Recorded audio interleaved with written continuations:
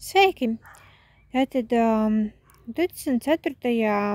datumā, 24. aprīlī būs saruna par gariem. Tā nebūs vadītā meditācija, tas nebūs nekāds pasākums, lai svinētu svētkus.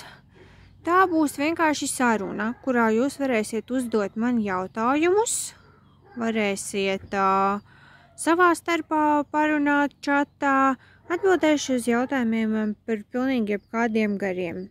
Tātad dievībām, fejām, mirušu cilvēku gariem, spēka dzīvnieku gariem, par astrālajiem gariem, planētu gariem, jebko, ko jūs varat iedomāties. Sagatavojiet iepriekš jau jautājumus, ko jūs vēlētos zināt. Bet brīvā formātā vienkārši runāsimies, varēsiet uzdot jebkādus jautājumus. Tātad 24. aprīlī 8. vakarā, kā parasti, tiešsaiste šajā pašā manā kanālā.